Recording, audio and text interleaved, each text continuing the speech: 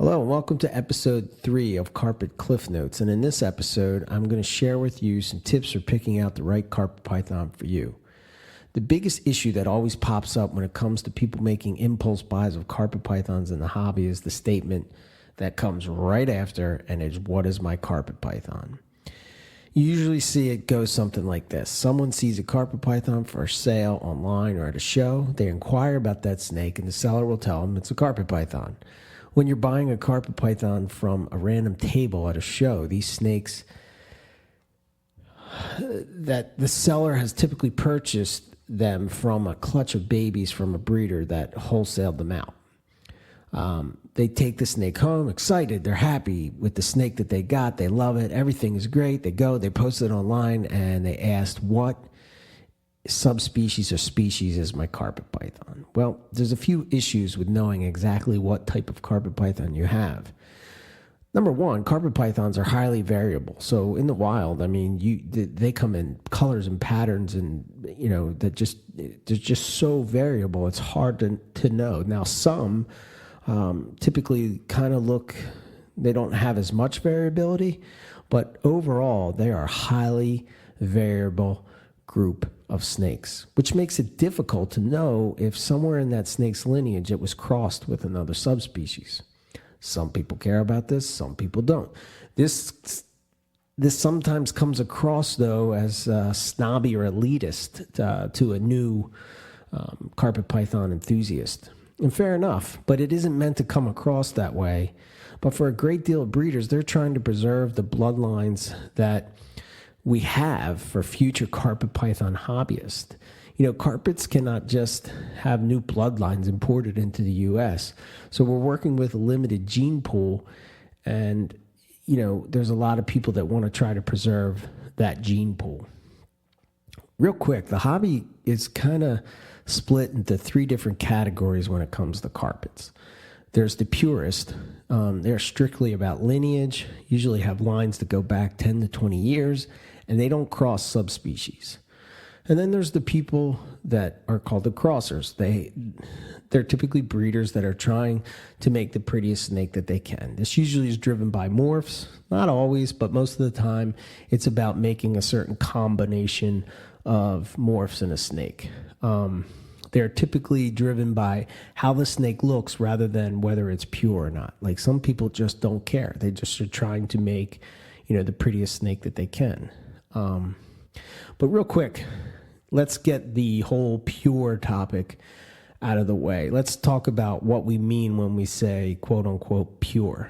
This is one of those topics that everyone seems to have an opinion on, and it usually can get real heated at times. But I think that for the most part, carpet python enthusiasts have settled in their camps, and it's not really that much of a debate anymore. But sometimes when new people are coming in, they don't understand where we've sort of laid our flags, and when they ask the question, it usually stirs it up again.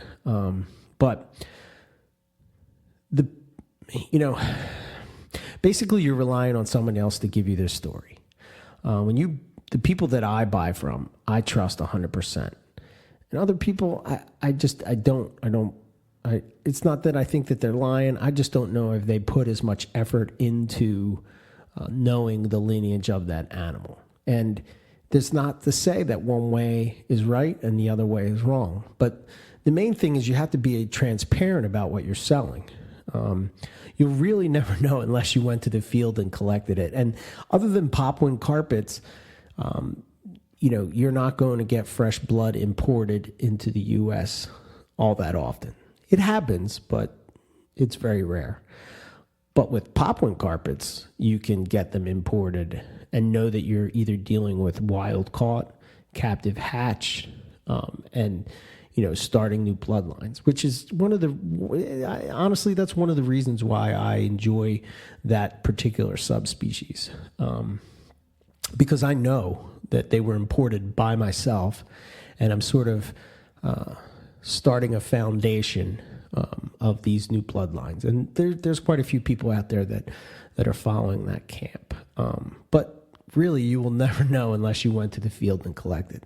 The other part of this debate is that most carpets that you see in the hobby today look nothing like what you would find in the wild. In fact, it often surprises me that people claim to be purists, but they don't have locality-type carpets like Gelatins, Brisbanes, Palmersons, Tullys, Cape Yorks, Port Douglases, etc. The ones listed above are probably the closest that you're going to get to a wild carpet python, but they're not as flashy as a jungle jag or a diamond breadlull. It's just kind of like, what do you like? And there's no right or wrong. It's just that you have to decide what you like and go with what you want. The crossers and the purists are the ones that sort of usually are going about it each way. I always thought that the purist, rather than argue, should just promote the stock that they have. And eventually, it seems that when people get into the carpet python hobby, they come in guns a-blazing and they like the morphs and they're, I'm going to produce this combination and everything, I could possibly do. And then somewhere along the lines, you start to appreciate the actual animal, whether it's you took a trip to Australia or whether it's, you start to learn more and more about the different subspecies and species. Today with Facebook, as much as it has its, parts that we all hate, but one thing that it has done is it puts us here in the Northern Hemisphere in direct contact with people that are in Australia, whether they're out field herping and you're able to see exactly, what a wild one would look like from a specific area, or whether it's stock that they're working with in Australia. You seem to have a new appreciation for that, and I don't know. I think it's as you mature in the hobby, a lot of times people seem to move away from morphs and more into, just a passion for the wild type. Then you have the people that are fence riders, and they enjoy the morphs and they will cross certain things, but they have pure lines that they will not cross, and they try to keep everything with lineage, whether it's a cross or not. That way, you know exactly what you have. I've had people that I've sold a snake to. They sold the snake to somebody else and labeled it as something different than what it was. And I don't necessarily think it was done out of trying to get over, or maybe they just didn't understand the story 100%. Maybe they didn't write it down. Maybe they forgot the information. Whatever the case would be, somehow all of a sudden what it was becomes not what it's being told that it is. So let's get back on track with what is my carpet python. There's no true way to know what carpet python you have exactly unless you have lineage from a breeder. And even though it can be difficult, sometimes trying to figure out exactly what the entire lineage can be a challenge for many, many reasons. People forgot, they didn't write it down. You got to remember that back in the early days of carpet pythons, that's how they were listed, carpet pythons. And taxonomy has changed, and it will be changing real soon again.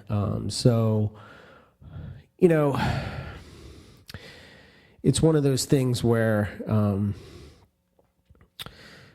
it just makes it extremely tricky to be able to look at a phenotype and be able to say 100% that your snake is a coastal or a jungle or whatever subspecies that you would think. Some are easier than others, but like something like a diamond python, you don't know if that's been crossed with a jungle or a jungle carpet that's been crossed with a diamond. There was a lot of debate in the early days about really yellow and black with a lot of contrast and tipping. Jungle carpets have diamond blood mixed in it somewhere, and unless you know the exact lineage of what that animal is, you can't really say one way or the other. And I mean, we've been doing this so long that some of the people that were founders of this are no longer with us. So to be able to, you can't talk to them. So that's where the story dies. But, I'm not saying that you shouldn't buy a snake if you don't know what it is, if you like it. The only time it becomes really an issue is if you decide to breed it or sell it. And even if you decide to breed it, as long as you're labeling it accurately, you're doing your part. Now, where the purists will come in is they'll say, what about when that, you sell a jungle cross and, I have actually seen this where that those, diamond pythons are a big one where that those diamond pythons are not pure. But it's when you're at a show and you're trying to sell a snake, it's easier just to label it a diamond python than to tell you the story that's behind it, really what it comes down to. A lot of these issues have come really because of the morph thing and trying to cross subspecies to produce a certain combo. The morphs aren't necessarily the issue a lot of times, but the normals that are in that clutch are the ones that typically pose the issue. Here would be an example. If I had a caramel coastal carpet python and a zebra jungle carpet python, and I wanted to make caramel zebras, and I breed the two together, you're going to get caramels and caramel zebras, and you're going to get crosses like what we would call normals, but all of them will be coastal carpet, jungle carpet crosses. Now, in those normals, you could have some that look like jungle carpets. You could have some that look like coastal carpets. You could have some that look in between. But when you go to a show and you see a yellow and black carpet python sitting on the table, typically everybody's thought is to say that that's a jungle carpet. And I'm not saying that those sellers are typically bad, but, usually they'll label it what it looks like the most. And, some of these sellers, well, whether you want to call them flippers or dealers or whatever, and I'm not trying to say that in a negative way, they have a wide variety of reptiles that they work with, and they have a lot of basic knowledge about a lot of different reptiles. And that info could be outdated, or it could just be wrong. Because they don't know, the details of, carpet python, either taxonomy or, the lineage of the animal or any of that. That's why I always recommend to go to a breeder. You might spend a little bit more money, but you're going to know what you have, and you're going to be able, for most people, they'll be able to tell you the lineage of that animal. The other issue would come in if the person that bought that snake decides down the road that they want to breed. They will now have to sell that animal as what they were told that it was. So that coastal jungle now becomes a straight jungle, or because it's yellow and black. I can tell you firsthand that I've seen wild jungles that look like coastals and vice versa. The one thing that I would say that isn't necessarily a bad thing is, like I said, if you really like the look of a snake and you're keeping it as a pet, I would just get it. But just know that, nobody's trying to say that that snake is not as valuable, let's say, as, something that's quote unquote pure. I would even venture to say that a lot of these snakes do have value to people that breed pretty snakes, like morph cross projects. Nice snake plus nice snake equals nicer snakes. So yeah, it's really just where you fall. But to understand, why these things are debated, I would say that the one the one group of snakes that I often see that this could be a problem with, but is not, because the community as a whole doesn't, it's frowned upon to cross, is short-tailed pythons. I mean, you will have some people that do it, and most people, though, that are into short-tailed pythons, they keep the species and subspecies. Well, now they're full species, but those species all, together. They don't cross at all.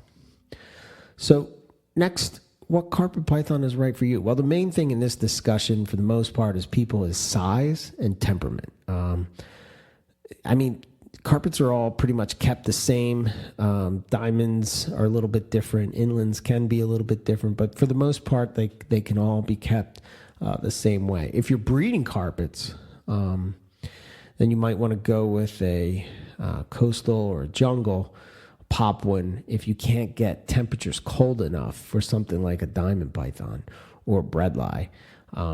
You really have to think about, if you're going to breed, that like a lot of those, the more southern taxa of carpet pythons are what we call spring breeders, and they have to be brought down to cold temperatures at night, which is typically in the 50s, in order to have consistent success with breeding them. They can be bred, and sometimes they do breed at just regular carpet python temperatures, but where it comes down to is that consistency. So if you're looking for larger than 5 foot, the two that come to mind are bredli, which is typically in maybe the 8-foot range, I would say. Coastals, especially southern ones like the Brisbane locality, are the bigger ones. Some of the other bloodlines that are out there, like M-Pen, or what Jason Balin's working with, or even some of the northern localities like Port Douglas or Rockhamptons, they typically stay on the 5 foot, 6 foot range. But those two would be the ones that typically get bigger.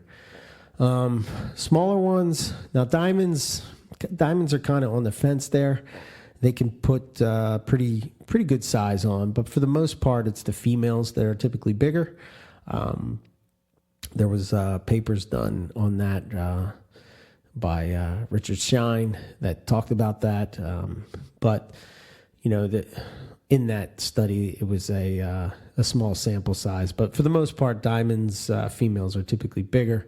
But jungles, inlands, popwins, and Darwins seem to stay on the 5 to 6 foot range. As far as mellow carpets, your best bet is an inland carpet python or a bredli.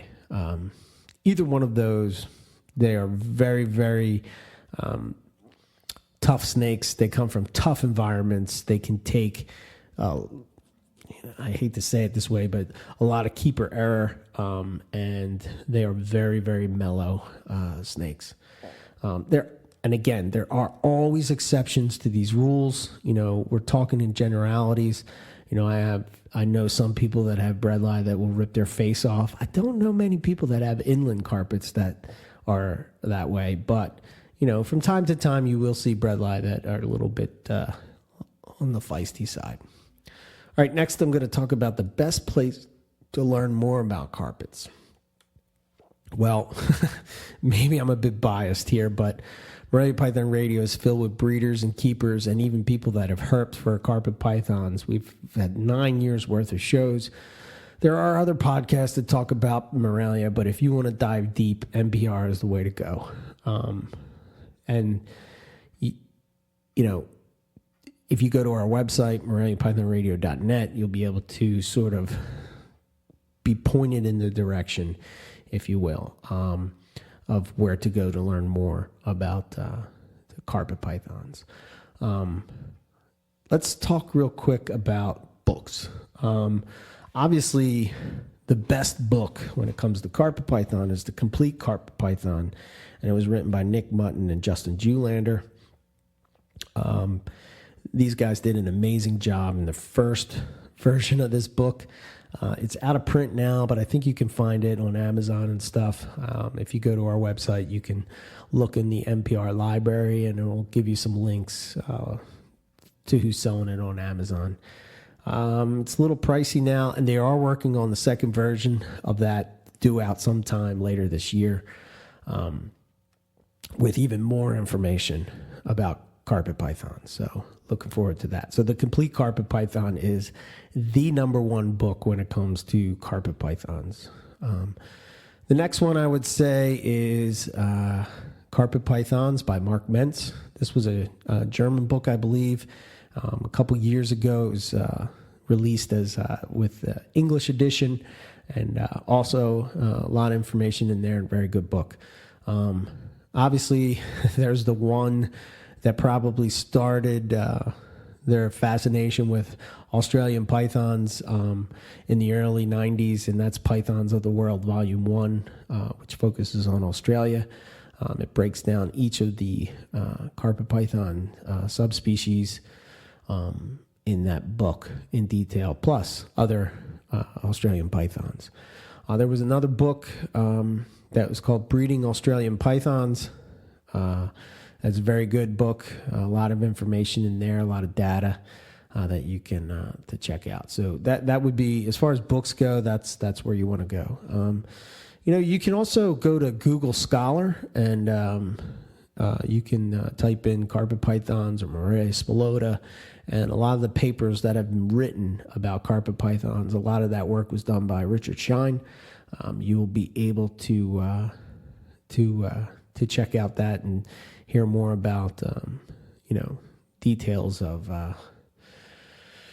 carpet pythons and carpet python research. Next, I want to talk about YouTube. Seems to be a way to go. Our good friend Riley Jimison, I don't know if he does it as much anymore, but he had a series called Carpets and Coffee. He talked a lot about carpet pythons in that.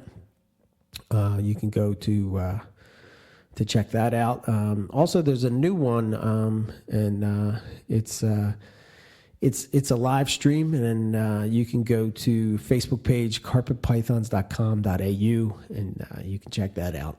And Maynard talks a lot about his experience with carpet pythons, and he usually picks a topic and sort of talks about his experiences with them, and it's very, very good. Check it out. Next, some websites to check out. Obviously, again, I'm a little biased here, but MoreliaPythonRadio.net. I work on that, chip away a little bit at it every week, and eventually I call it the Morelia Hub. We moved MoreliaPythonRadio.com and started working on a new, more modern type of site, and just trying to get as much information as we can on there about carpet python and carpet python keeping. Another one would be carpetpythons.com, and that is star pythons. There's a lot of information that you can find about carpet python keeping and breeding on there. Then there's carpetpython.com.au, also another very valuable source of carpet python knowledge there. I would also recommend checking out inlandreptile.com, and that's Nick Mutton's site. But if you go to his lineage pages, you can see what I'm talking about when it comes to some of the lineage of these carpets, and you can see what I'm talking about. So check them out. The last thing I'm going to, and in no order, this is not everybody, but I just wanted to give an overview of some breeders that I've personally dealt with, and I think they're great people. And I'm going to talk a little bit about what they do, so that you can decide or contact these breeders and try to see if they have what you're looking for. First up would probably be Nick Mutton of Inland Reptile. I dare say that he has one of the most extensive carpet pythons in the U.S., maybe even one of the top breeders of carpet pythons in the world. He produces a ton of carpet pythons every year. And Nick's claim to fame is he's a purist and he has the lineage to back it up. So if you're looking for pure animals, even if you're not buying directly from Nick, but if you hear that they're working with mutton stock, you can pretty much be assured that whoever that is, a purist at heart, and we'll be able to share that information with you. Another guy, obviously, is Justin Julander of Australian Addiction Reptiles. Same type of camp. I think for a while Justin dabbled in morphs, but he seems to be more into the wild type stuff. He has done a lot of awesome breedings. A lot of times he is also known for his Antaresia as well. So typically if you're into carpets, sometimes you get into these other Australian pythons. But Justin's specialty is, obviously in his name, is Australian Reptiles. So I would check that out, AustralianAddictionReptiles.com. Then there's Paul Harris of UK Pythons. Dare I say, one of the, I think he might be one of the best breeders of carpet pythons in the world. He has everything. So a lot of times every year he'll import stuff to Nick. If you're interested in maybe something that he has, I would check out ukpythons.com, and you can see what he has going on. But a lot of these morph projects were established by Paul, and he's a great guy. A couple other that I know personally, Jason Balin, he deals a lot with red coastals and tiger coastal carpets. So if that's something that you're interested in, he's definitely a guy to hit up for sure. Another guy that's a really awesome guy is Eric Kohler. He's similar to Nick in that he's a purist at heart.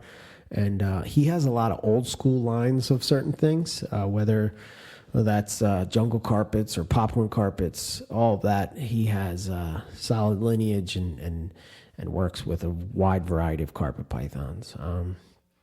The next couple is going to be more focused around jungle carpets. The first guy that comes to mind when I think of jungle carpets is Andrew Paris, Paris Reptiles. The guy is crazy anal about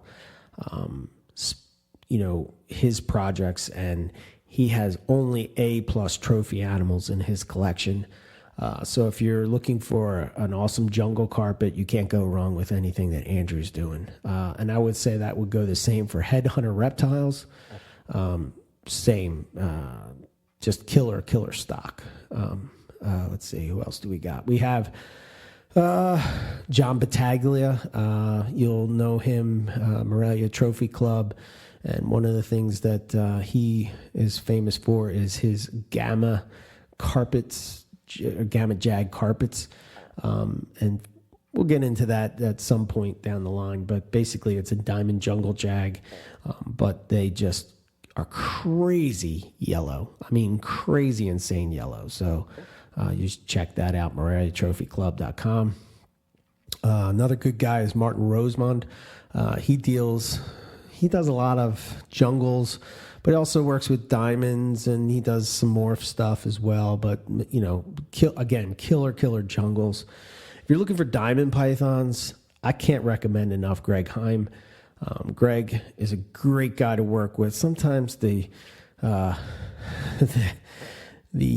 diamond python community can be a little fanatical when it comes to lineage and such, but Greg is a super awesome guy. He breeds top-notch animals, and he has all pure diamond stock. So I would definitely check him out on Facebook. So hopefully that will give you a basis to start before you go and buy a carpet and you want to do some research. I hope that this helps you. And again, if you see something that you really, really love, I would. I wouldn't worry about what other people think. I think too often we worry about what people are going to think, but we don't often care. What's most important is what you think. So if it's a snake that you like, I have animals in my collection that I don't know anything about, but I think that they're just amazing animals. I have animals that I have no intention of breeding, but I just love the way they look, and they're more or less a glorified pet at this point. So there's really no right or wrong way, but if you're interested in carpets, before you take the plunge, just do a little bit of research and try to figure out exactly what you're looking for. Hopefully this helps, and I'll see you next time on Carpet Cliff Notes.